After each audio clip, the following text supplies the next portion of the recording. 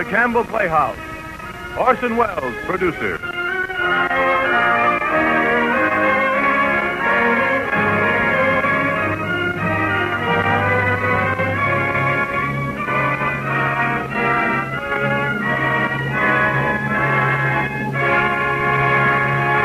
Good evening, this is Orson Welles. Our story tonight is The Patriot by Pearl Buck. It is the Campbell Playhouse selection as the best new book for April, chosen from the publisher's large spring list. Miss Buck's enormously successful books on the Orient, starting with A Good Earth, have created a new conception of the Chinese peasant in the West and have brought her, among other tributes, that rare honor, the Nobel Prize for Literature. In her newest book, Miss Buck writes of the emergence of China as a nation. She also has a great deal to say about Japan. In The Patriot, she treats of the peoples of both countries, not only in relation to their present battle over the ownership of China, but in the gentler perspectives of their mutual arts and virtues. This evening, we are fortunate in having Miss Buck here in the studio with us. She has graciously consented to speak to you before the end of this program. And also with us tonight is Anna May Wong, the beautiful Chinese-American star whom you've all seen on the screen. And so, ladies and gentlemen, we present The Patriot, a story of the coming alive of the new China and of the people of the Orient who are solving the bitter problems of human relationships in times of stress.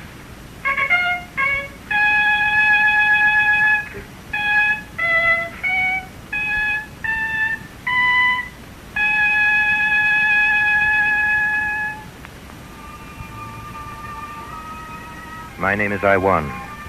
My father is the great Shanghai banker, Wu. I'm the youngest of his two sons. But when I was going to the university, I learned of the suffering and privations of my people in China, and I became a revolutionist. It was En Lan, a young student, who converted me and first told me of the brotherhood of young Chinese who were organizing secretly in the schools and in the mills and indeed everywhere in China, arming the poor, teaching them and preparing them for the new order of life, which was to be. Each day when school was over, we met with the others in secret in a deserted classroom. Come soon now, comrades. The things we have hoped for. Every day the new government at Hankow is growing stronger. When the time comes, he will sweep down the Yangtze River. One man. A great man. He? Who is he?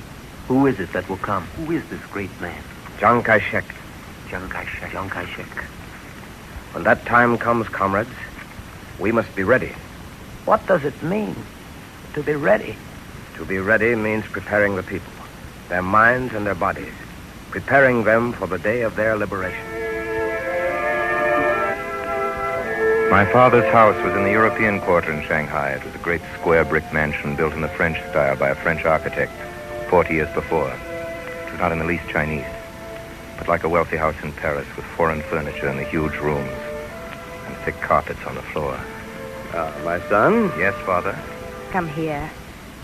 You look tired, Iwan. I am tired, Mother. You are late, Iwan. We had a meeting after school. What are these meetings, my son? Should the son of Wu the banker attend them? Student meetings, Father. Don't get yourself entangled, Iwan. Young students can do nothing to change those in control, but those in control can cut off your heads. Besides, none of you understand that all that is involved in running a country. Yes, Father. I also, at 20, had certain foolish ideas. Yes, sir. I want you to be careful. Remember, you are the son of Wu. Yes, Father. Good night, my son. Good night. Where are you going, Iwan? To my room to study. Good night, Iwan. Good night, Mother. I went up the wide carpeted stairs, and when I got to my room, there was Peony. Peony, the servant girl, unrolling the quilts and bringing in hot tea to set beside my bed. Peony. Peony, I want to tell you something. Yes? What is it? Peony, have you ever heard of the revolution? Of course I have. It's not a good thing. I've heard your father talk about it. He said revolutionists are like bandits. Oh, no, they're not. How do you know? Because I am one of them. Iwan, if your father knew. I feel as if you've put your life into my hands. Iwan, what is this revolution?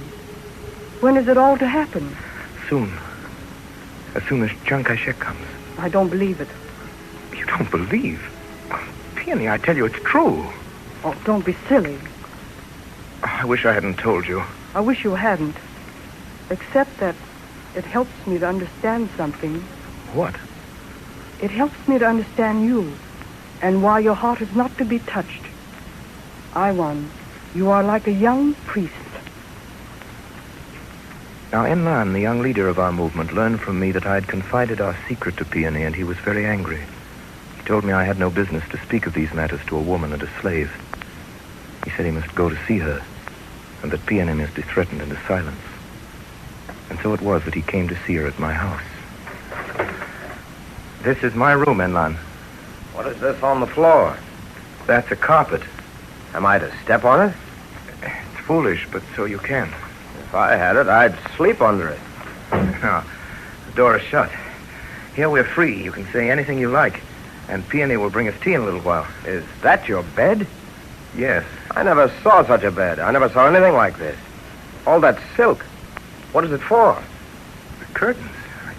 I can't help it. I was born into this house. I don't know anything else. Oh, I'm not blaming you, Iwan. I'm asking myself.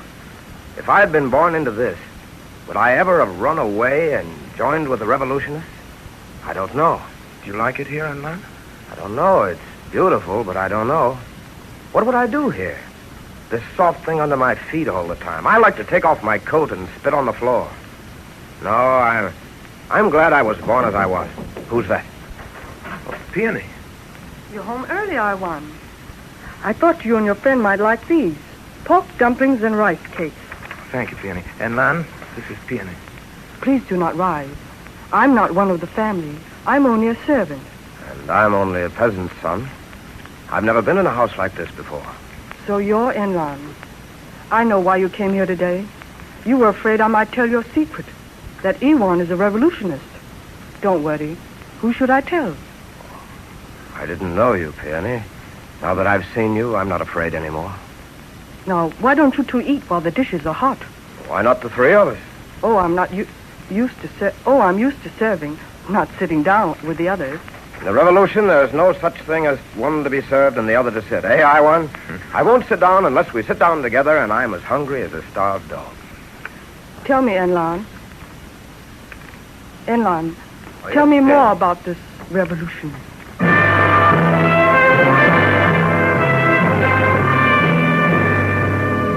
Nothing could stop it. Nothing could stop the marching of that triumphant figure of Chiang Kai-shek. He'd left Hankow and was proceeding down the river with his great army, Kyukyang, Anking, Wu. The cities on its bank fell like fruits into his hands. Shanghai grew hot with expectation and fear. It was like the coming of a storm. There was the disturbance among the peoples, like the first rufflings of the wind over the country and sea. And then there was the intense, waiting stillness. But I never could be quite sure how Peony felt. And one day I asked her outright. She'd come into the garden where everything was breaking into bud. I'd gone to look at a hawthorn flowering. Are you a real revolutionist, Peony? I don't know. I shall wait and see how it is. No, but what do you believe, Peony? You must believe in right or wrong. I'm not a priest like you. You believe in Chiang Kai-shek as though he were God. I know he's only a man. No, I don't. I don't believe in any gods, but I believe in the revolution. The revolution is only what people do. If they do well, then I am one of them. I knew she was wrong. It was wrong to measure one's belief by what people did. A thing was right or wrong in itself, but I could not forget what she had said. And that night before I slept, I locked my door, and from a secret place in my desk, I drew out a picture I'd cut from a magazine, a picture of the young Chiang Kai-shek. I sat looking at it. It was a face at once bold and kind, harsh and dreaming. I don't worship him, I thought, but I believe in him. Iwan! Huh? Iwan! Huh? Get up! Get into your What clothes. is it, Father? What's the matter? It's still dark. Stupid, foolish boy, wicked, What is deceitful it, Father? boy. Here is a paper. Hundreds of names on it. Do you know what this is? It's a list. A list of revolutionists. Your name is on the list. At any moment, soldiers will be here to seize you. Chiang Kai-shek has come. Chiang Kai-shek. But, Father, that means You say Chiang Kai-shek is here? He's here in the city. He came straight to Shanghai. Father, you don't know what that means. I saw him yesterday. He met with us, with all the bankers. We told him Shanghai must not be disturbed. Our businesses, if he wants money, that is, to go on with his government. Will you dress yourself, Iwan? Or do you want to be killed? Father, Chiang Kai-shek, he never agreed. Of course he agreed. The man is no fool. Everything is arranged. First he will purge the city of revolutionists. Then he's betrayed us. Chiang Kai-shek has betrayed us, all of us who believed in him. I must go to the others. I must tell them. Iwan! You are going nowhere except to the docks to a ship for Japan. The car is waiting, ready. No, I won't go. Father, I can't go. I must warn the You are others. going at once. I gave my personal word that if they erased your name from the list, you would leave the country today. Oh, you don't understand. You're making me into a traitor. You are already a traitor. The government has condemned all revolutionists to death. They have thousands of names. Iwan. What's the matter? Peony! Peony, come here! The young master is sick! Peony! She's gone, young master. We've looked for her everywhere. Gone? Gone where? Peony! Peony! Peony!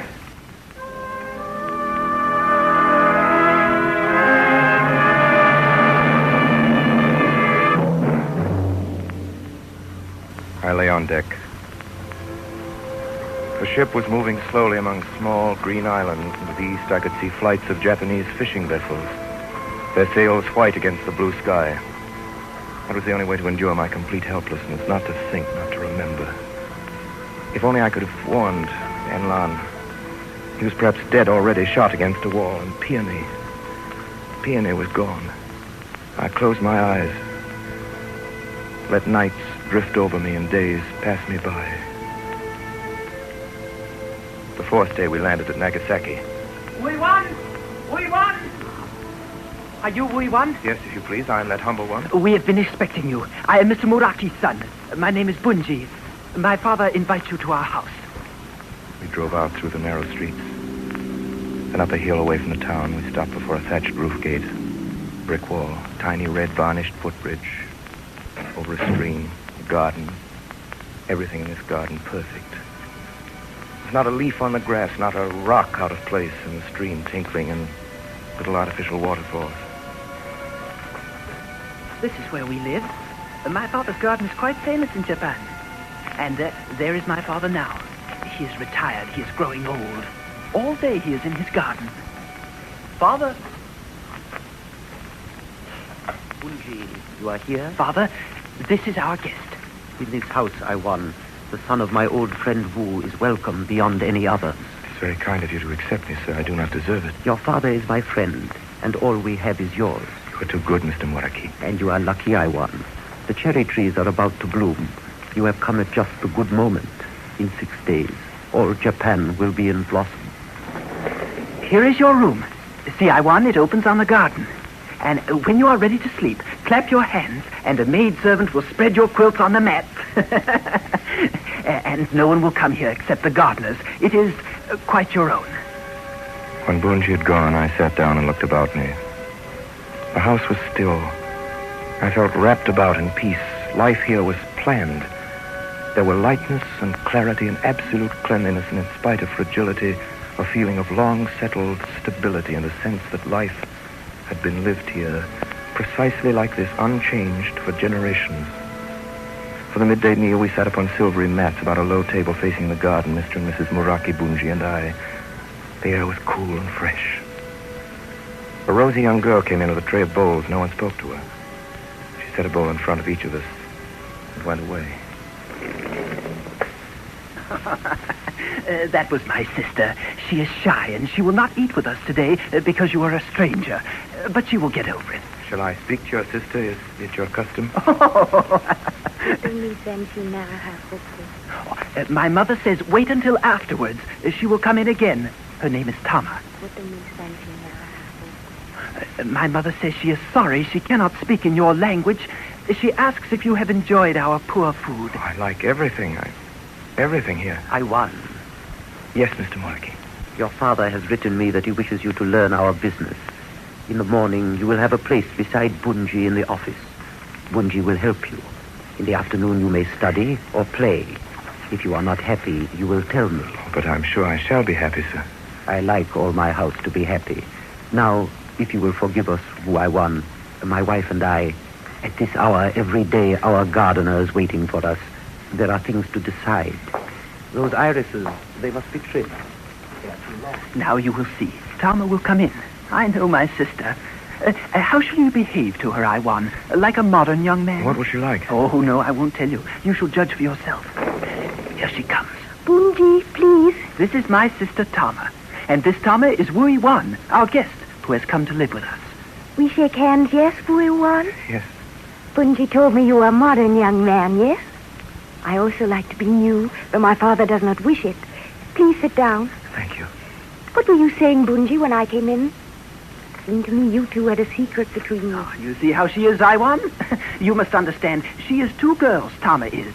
Before our parents, she is very proper and so shy. Bunji, you and the mustn't. other Tama is a modern girl, bold and brazen, and liking to talk to young men at that university to which she goes. I do not. Don't believe him, Iwan. I shall believe only what you tell me yourself. No one else. You see, I feel myself very lucky to have come to your home. I can't tell you how unhappy I was. I thought nothing would be any good. Just this morning I thought that. Now just being in this house made me feel suddenly happier. We are all happier for your company, Iwan. Tama, is it not so? Oh, you see? Yes, me too.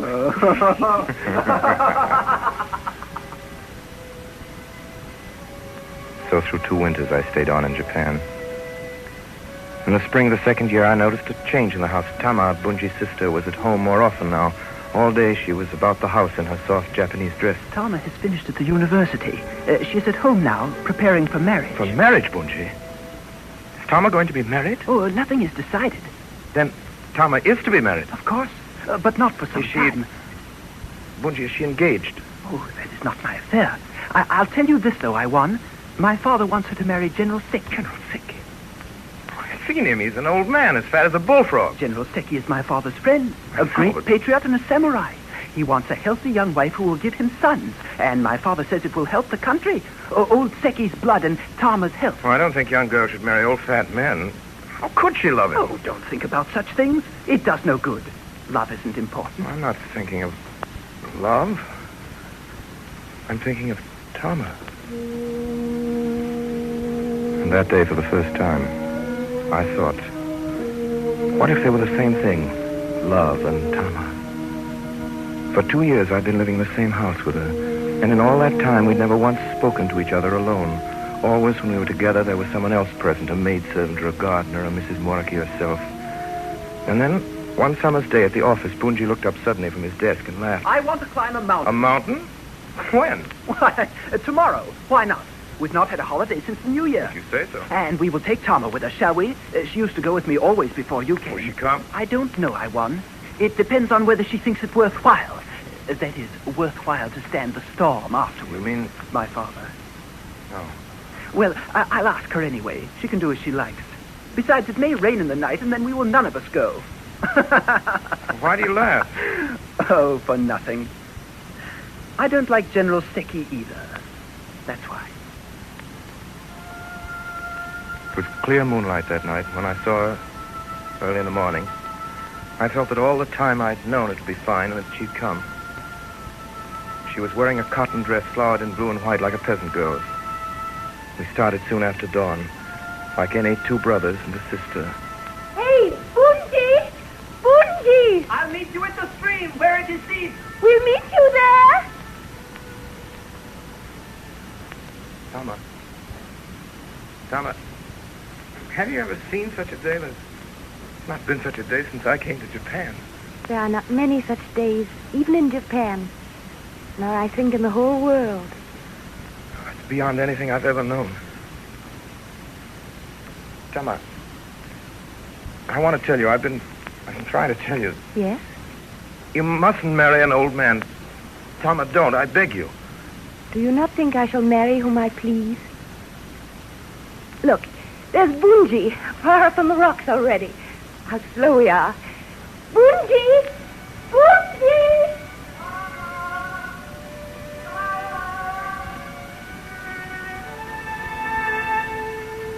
We were all day in the mountains. We swam, we ran in the hills. We were very hungry. We ate, we laughed, and finally, we started down again towards home.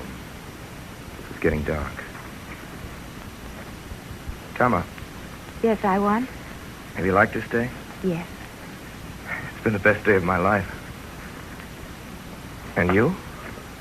I don't know what this day has been in my life, but it has not been like any other day. It rained in the night. I heard the drops pattering on the roof in the darkness, and I thought, she hears it too. When I woke, the tiny garden of my room was green and dripping with freshness. And I thought, she sees it too. When I came home from the office the next day, Mr. Muraki was waiting for me. I won. Yes, Mr. Muraki. I've had a letter today from your father, I won. He is pleased with your progress. I told him you were doing well. Yes, sir. Your father writes me that there is great improvement in China. Order is quite restored. Order will always prevail. That is what the young must learn. Not desire, not willfulness, not impetuous wishes for anything. Mr. Muraki. I have decided to send you to Yokohama to help in our offices there. I have arranged that you will live there in the hostel where the other young clerks live. Yes, sir. Since I always do at once what I have decided upon at length, you will leave tomorrow. So, that is all. Good night, sir. Good night.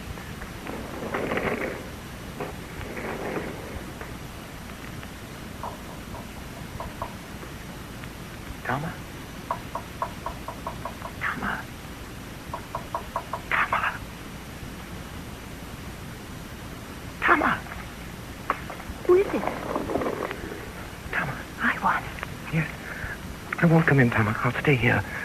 But come to the edge of the garden close to me so we can talk a little, please. I'm going away tomorrow. I'm afraid someone will see you. Wait, I'll blow out the candle. I wonder if anyone hears us, something terrible would happen. Tama. General Seiki, you wouldn't ever marry him, would you? Never.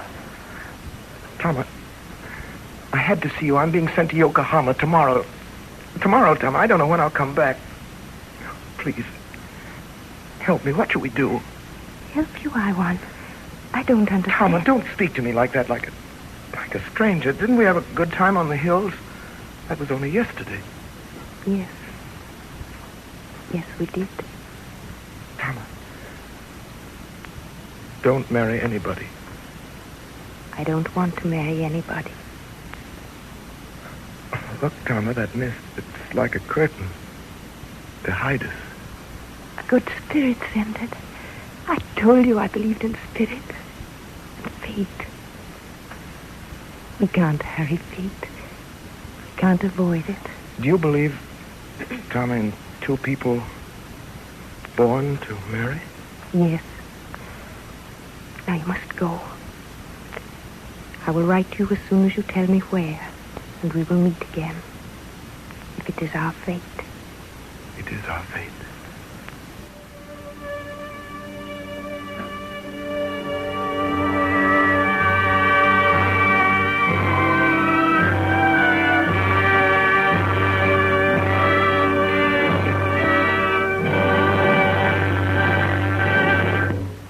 You are listening to the Campbell Playhouse selection of the best new book for April, The Patriot, by Pearl S. Buck.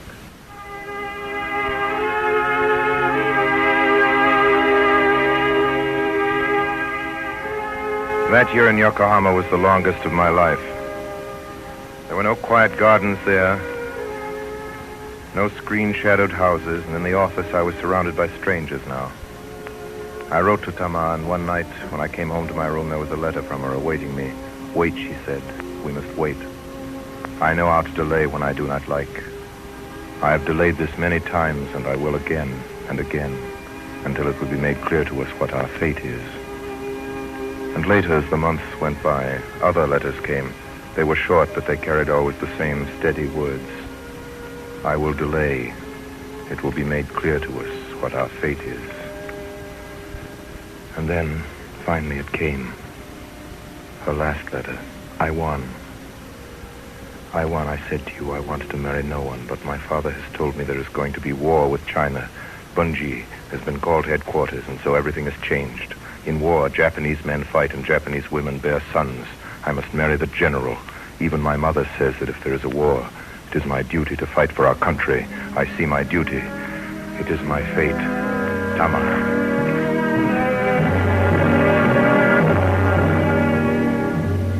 So now I went to an old professional matchmaker. For a fee, the man agreed to go to Mr. Muraki and put forth my request for Tama's hand, according to custom. On the 18th day of the next month, he returned. Where have you been? Did not hear from you. I've been at my business. At my business. There's been a good deal of it. There was the old suitor, the general. He had to be arranged. But the young woman managed that very well. How? Oh, by saying she would kill herself. Yes, and she went at once to it. I saw her. She said it, and then she took a knife and drew it across her wrist before our eyes, across one wrist. Then she prepared to do it to the other. True. And the mother wept and fainted, and her father bade her wait, and she stood, the blood rushing out of her arm and soaking into the mat. And finally her mother came to herself and moaning something about her having no children left. I thought you said there were sons. One, the youngest nephew, has gone to China in the army. Oh, so? Well, then the father said, wait, we'll talk it over. So I waited, and by arranging another young girl for the old tutor, which I did, it all went together, one thing and another, and, well, I've arranged things as you could wish them. The wedding day will be set soon, as the custom is, and the thing is as good as done. Her wrist.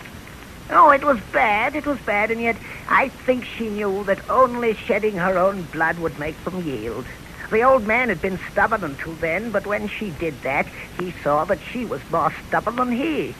Well, now that it is as good as done, I will advise you. Hasten to make her way yours before she knows it. For when a woman is stubborn, the ocean itself is not so sure as her own will.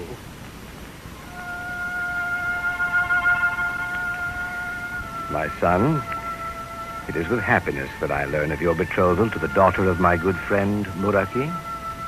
I am happy for you. There are no better trained women in the world than the Japanese. You will have a good family life.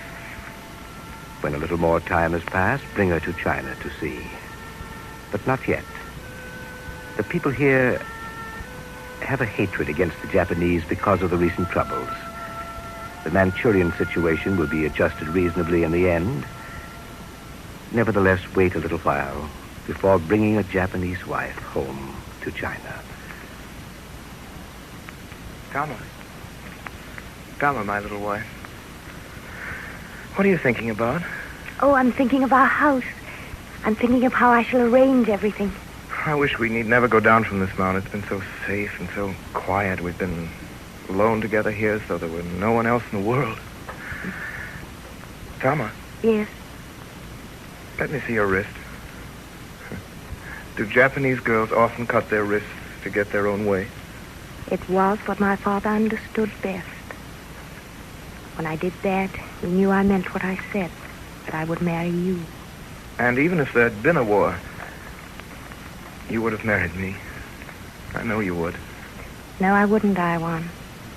If there had been a war, I would have married General Seki. Don't you know I said I would? He's a very great general. The Emperor trusts him. But, Tama, you must love only me. I do love only you. I shall always love you. Then, why do you say if there had been a war? That would have had nothing to do with my loving you. Iwan, don't you see? As a Japanese, if it's my duty... Tama. I am your duty. I. You have no other. The days ran after each other so quickly that before I could lay hold of one to treasure it, another had come. Day followed day, months slipped into months, and we wanted no change. It was autumn so quickly that I could not believe it. One morning when we arose, we saw that there had been frost in the night. And when I got home the next evening, I found Tama sitting on the bamboo bench outside our room, looking out over the sea. You don't mind, do you, Iwan, if I don't get up? I'm tired from sweeping the leaves from the lawn. Are you well? Very well. What are you staring at over there in the ocean? I wish I knew your parents, Iwan. I wish I knew what your family is and how your home looks over there. Why do you want to know them? Because I am about to become one of them. One of your family. Until now, Iwan, I've belonged only to you. I've been a part of you. But now I'm going to have a child. To us, that means that I shall belong altogether to your family, and no more to my own. It was a boy. And in the spring of the next year, our second son was born. And after that, things went on as before, only not quite as before. Something was happening across the sea in China which could not quite be shut out. It was not a war. The papers made that clear. It was not to be called a war. It was, in the Emperor's name, nothing but an incident. And then one afternoon, quite suddenly, there was news, real news. Every paper printed it. Special editions, the boys screaming in the streets, great black letters scarcely dry up on the headlines. 300 Japanese killed, men, women, and children. 300 Japanese murdered. 300 peaceful Japanese in a little town near Peking, murdered by Chinese soldiers. Iwan! Why did they do this? Well, there must be a reason. The Japanese must have done something terrible to make them so angry. Tama. Yes, Iwan. Tama, I must feel that you think there may have been some cause, some reason. What does it matter what I think when I'm your wife? Oh, don't be a Japanese woman. But I am a Japanese woman. You've already made up your mind, haven't you? You believe that my people could simply massacre like savages without any reason. If you think that, you have no understanding of me. We've suffered for years while you Japanese have been stealing our land and trade. We've laid ourselves back for years. Yes, and who killed Japanese in Nanking on March 27th in 1927? Tama! And who killed Japanese in Shanghai in 1932? Tama! It's true. We've all read it in our Japanese papers. You've held this all these years against me? No. Against your people. But I am my people. To you. And am I to you? One of these Japanese who should be killed. Oh, Tama, what have we done? What have we said? All this killing and hatred has nothing to do with us. Tama! Tama! Tama!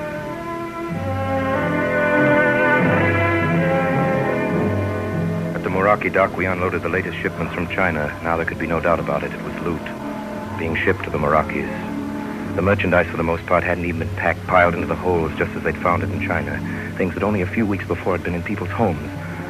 On that day, for the first time, I knew it was a real war. They were fighting across the water, for in the hold of this ship there was another cargo. After the freight had been landed and the unloading crew had left, I saw many small boxes begin to be brought off. Each had a name written in letters on its top. As each was brought out on shore, a name was called, and each time a little group of people came forward and received the box. All of these persons were in deepest mourning. There was no sound of loud weeping. They had been taught to smile when those they loved died in battle. But down their faces, their tears streamed. I moved back half ashamed and knocked against an old man standing alone. A box wrapped in his arms, as though it were his child, and looking inadvertently into his eyes, I saw there such patient sorrow that I could not but stammer something about my wonder that there was such patience and no sign of hatred. And to this the old man answered gently. Why should we hate you? You had nothing to do with this. And besides, our people are taught to suffer gladly for our country. The tears burst from his eyes as he said this, but he only clutched the box more firmly. Yes, I rejoice. I rejoice. My only son. And this old man, uttering these words, brought light to me. The dusk, the silence in which I had been living, broken, was gone. I was at that moment recalled to my old self. Yes, to that old self which had been in the days when I dreamed of my country and lived to make her what I dreamed. How these people love their country, the love of country which I saw shining in this old man's face. It was the most beautiful love in the world. How small and selfish was the love of one creature for another. This was a love infinitely larger, a love unto which I wanted to throw my whole self. Had I not known such love? Iwan, you are like a priest, Peony had said to me. I longed suddenly to lose myself and all my doubts in great sacrifice. I'd never been so happy, I now thought. as I had been in those old days with Enlan. No, not even with Tama and with all her ministering to me. I am one who is happiest when I minister. This is my nature, only I hadn't known it. It had taken the suffering of other people to show it to me. And in my own country, how many suffered now? I turned, and the old man went away. But I did not need him anymore. He'd done his work. Fate, that strange fate in which Tama always believed, had used him for the necessary moment, and then had dismissed him. Without thinking of him again, I went back to the goods in the customs house. But all the time, while I listened to the demands of the customs officers, while I watched clerks open the crates, and while I checked one paper after another, my mind and my heart were asking, how shall I tell Tama?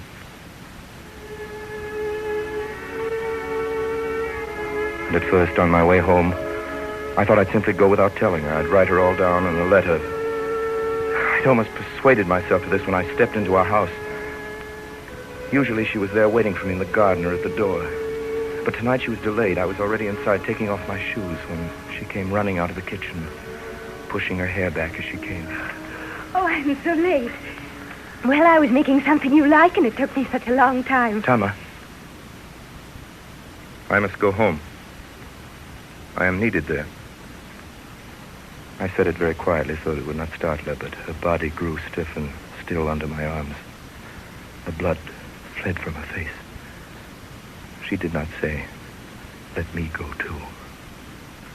She knew now that I meant I must go alone. Yes, I was. I've been miserable all these days. I haven't known what to do. I knew what you were thinking. But you didn't tell me. I thought you didn't know. I was so afraid you might think it your duty to leave us. I didn't know what I ought to do until tonight. An old man holding a little box of ashes made me see how sweet and right it is to die for one's country. Of course you must go if your country needs you. As a Japanese, I understand that. You know, I am the same to you. Oh, yes, I know. This has nothing to do with us. We'll have to plan. Do you need a new bag, or is the one we have good enough? I shall take very little. I'll be wearing a uniform in a few days. What do you think you and the children had better do? We can always return to my own father's house. He is so fond of the children. Yes. Yes, that's probably the best thing. You'll help the children to remember me. Shall I be an undutiful wife because misfortune has caught us? Am I to blame you? You are not forsaking me. I shall tell them, honor your brave father who fights for his country. Iwan, may we spend a little money and have a big picture of you? I'll put it where the children will see it every day. We'll get flowers by it. We'll do it tomorrow. There's a boat in 4 days. That'll give us time for everything. Let's tell your father. No, let's tell no one. I want those 4 days as though you weren't going. After you have gone, I'll go and tell him. But it might seem ungrateful of me, Tama. No, I'll tell him. Let me have my way. He will understand. One thing he will always understand is what you do now. Any Japanese would understand it. Then it was the last day. I felt her as I had felt her all those last days, as close to me as my own body. I knew continually what she thought and what she wanted, and how near she was at every moment to weeping, but I knew that she had set for herself the goal of not weeping until I had gone. She would smile at me while I was there, and until I could see her face no more. We'd gone through the hours so close together, and yet we had not touched more than each the other's hand. And so it came to the last moment of all. In the harbor, the ship's funnels were beginning to smoke as the engines were being fired. The ship was to sail at noon. We went together, hand in hand, to the garden where our little boys played. They were making a dam of small stones across the narrow brook, and they did not look up, but I could hear their voices. And then, for one moment, I felt that I could not do what I had planned. You must go now. I shall send for you and the children. As soon as I can do it, you shall all come. When shall we be wanted? Her words, her voice, her quiet, fatal eyes recalled me and swept me out of this moment again into the vaster hour where our individual lives were now lost. I seized her in my arms and pressed my cheek against hers. I looked at her once, and in her face I saw eternity between us. I stepped upon a ship's deck, and at the same moment the gangplank began to move upward. I stood on the deck. I looked out across the water to the hills. Now the ship was moving steadily away from the dock. In a few moments we'd be leaving the harbor. I searched the slope of the hill nearest the sea. Yes, there it was, our little house in the square of green, softer than the surrounding green. That was the garden. And now I could see the spot of color that was Tama. I could not see her face, and yet I could feel her eyes straining to see me. A tiny spot of bright orange moved across the green to stand beside it. That was my son. And then suddenly, if I could have done it, I would have leapt into the sea and rushed back to her. Hello. Hello. Hello. I'm in the laundry business in Seattle. I guess I'm your cabin mate. I'm Cantonese. The name's Lim, Jackie Lim. Born in USA, though. 3 generations, though my old granddad went back to Canton when he was 60. I can't speak my own language, but I figure I can get and fight without talking. I'm going to fight the Japanese. So am I.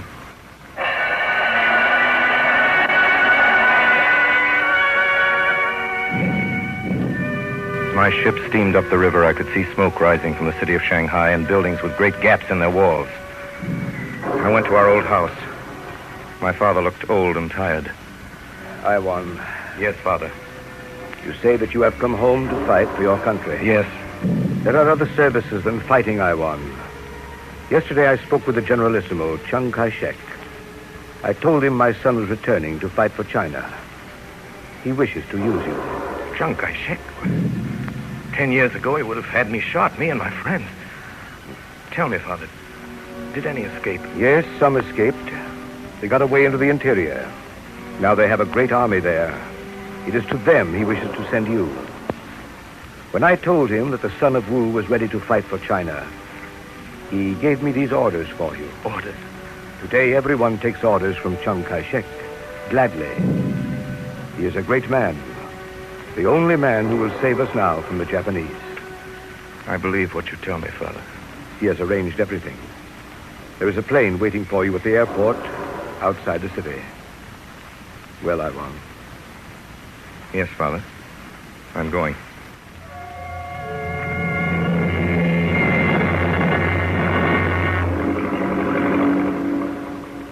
"10 years lay between us, 10 years of time and all else, but I recognized him at once.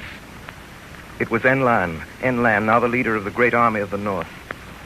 And that night, after I'd given him the Generalissimo's message, Enlan told me what had happened, told me how that morning, 10 years before, the morning Chiang Kai-shek came to Shanghai, he and Peony, our little slave girl, had gone to the place of meeting, how they'd waited for me until the last moment, every second expecting me, and how in the end, when I'd not come, they'd fled together into the interior. They'd been married now for 10 years. And that night, when I was alone with Peony for a while, sitting before the fire, she told me of her life with Enlan. The long, hard years of wandering without a home. And I had 2 children. I was very ill with the loss. Now I shan't have any more. Peony. Oh, why should I not tell you? You are my brother. The first, my son, I lost by a fever. Our life is not a good life for a small child. We have been driven so much. He was 5. I kept him as long as that.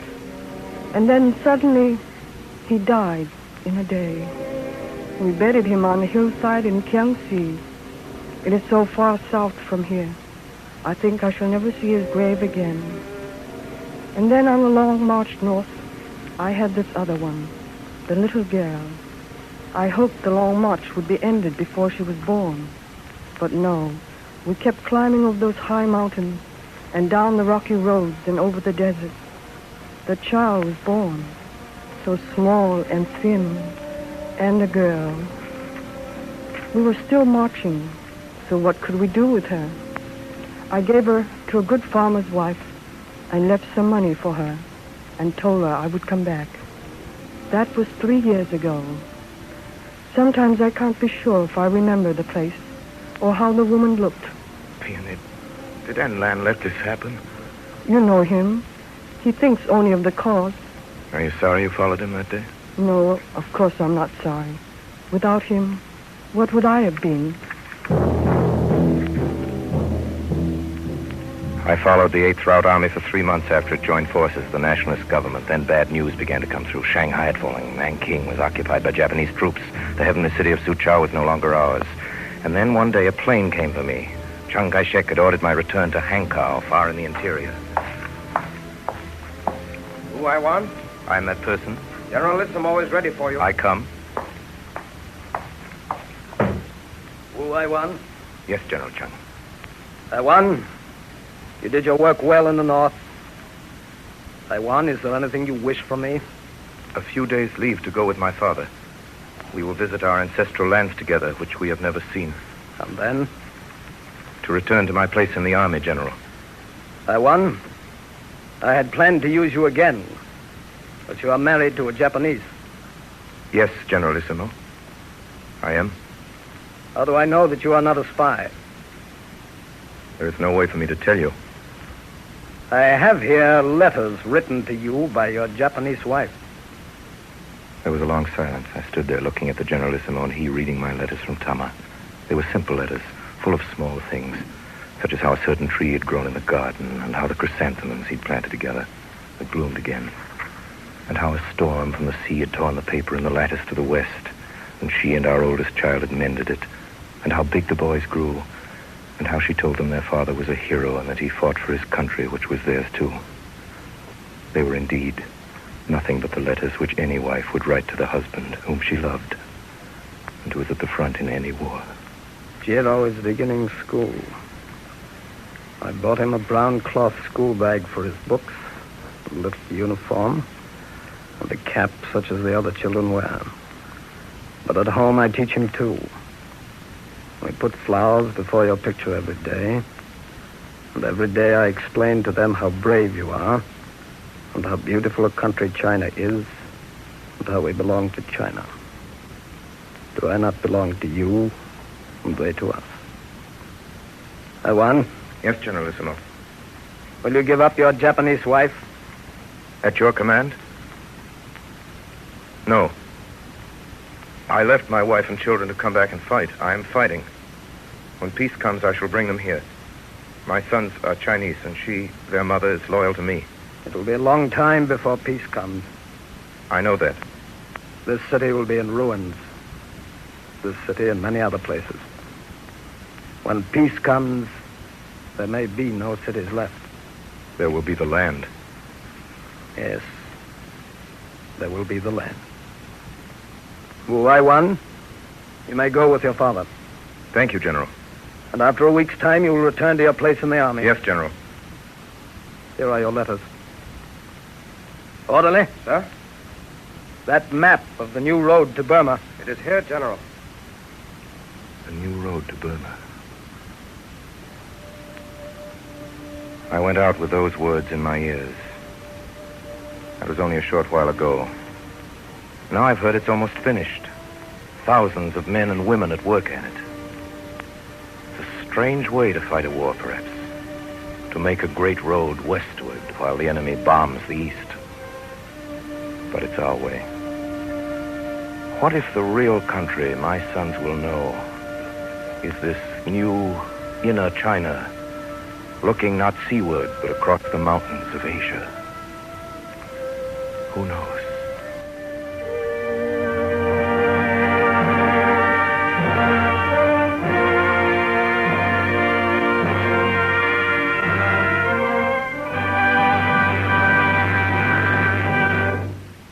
This concludes the Campbell Playhouse presentation of their best new book for April, Pearl S. Buck's The Patriot, starring Orson Welles with Anna Mae Wong. And now, here is Orson Welles.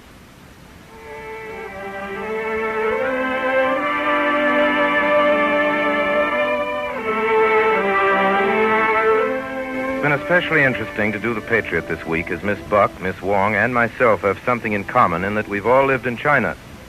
Miss Buck, whose father was a missionary, has lived there most of her life. Miss Wong, as you all know, is Chinese. Although she was born in this country, she's achieved an international film and stage reputation. And as for myself, I visited China just long enough to be able to say Huang Yu Sheng, Frosted Yellow Willows, or Anna May Wong. How do you do, Miss Wong? I'm delighted to meet you. I, too, am delighted to meet you, Miss Buck.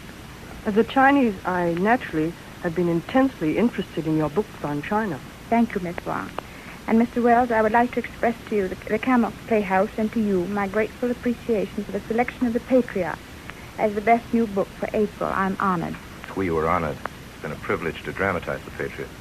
And now, Mrs. Buck, there are a number of things I, and I'm sure our listeners, would like to know about the new personal problems the situation in the East is creating. I should think the predicament of Chinese and Japanese who've intermarried would be especially difficult. Is it an unusual situation? No, the story I told in the Patriot is a very common one. While I was writing this book, I was also corresponding with a Japanese woman. She told me that the Japanese wives, like Tama, remain loyal to their Chinese husbands and send them off to war with the feeling that this is duty. But then Japanese are trained to a high sense of duty. Mrs. Buck, do you think it's possible to feel sympathy for Chinese and Japanese and at the same time to understand them both? When one has had experience of many wars, one comes to see that the pattern is always the same. No matter who is the aggressor and who is attacked, both are victims and both lose in the end. You intimate in your story that China is looking westward. What does that mean? No one quite knows yet, except that it will certainly mean a China different from the one before the war. The territory which Japan holds is along the eastern seacoast. Roughly, it compares to our own original 13 colonies. It was the stronghold of modern China.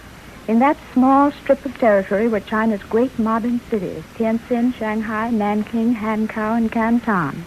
Here were China's modern men and women, her modern schools and industries. But beyond Hankow is another China, a huge medieval country where people live and think as they have for many centuries. Modern life has not penetrated there. But now a tremendous westward trek has begun. Japan has taken the seacoast, provinces, and peasants, merchants, students, teachers. Everybody who can move is going west. Their own ancient civilization flourishes in its purest form. In a sense, they are returning to their ancestors, and young China meets old China for the first time face to face. Each, of course, will affect the other profoundly, but how? Who can say? One's imagination quickens. All unknowingly, perhaps, China is hastening the unification of a continent. Thank you, Miss Buck, for the clarity with which you've explained the difficult situation in the Orient, and thank you, Miss Wong, for being with us tonight.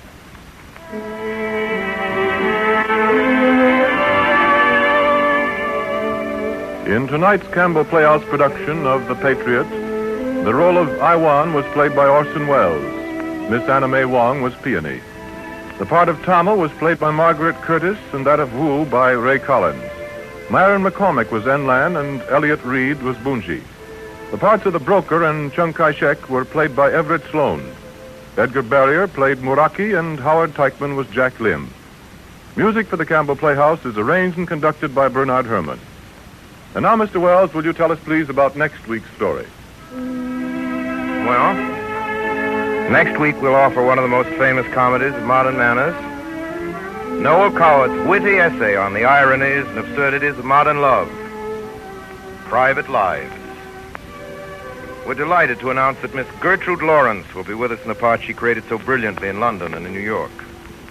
So until next week, until Private Lives, my sponsors, the makers of Campbell Soups, and all of us in the Campbell Playhouse remain obediently yours. Inviting you to be with us at the Campbell Playhouse again next Friday evening when that great star, Miss Gertrude Lawrence, will appear with him in Noel Cowart's gayest comedy, Private Lives.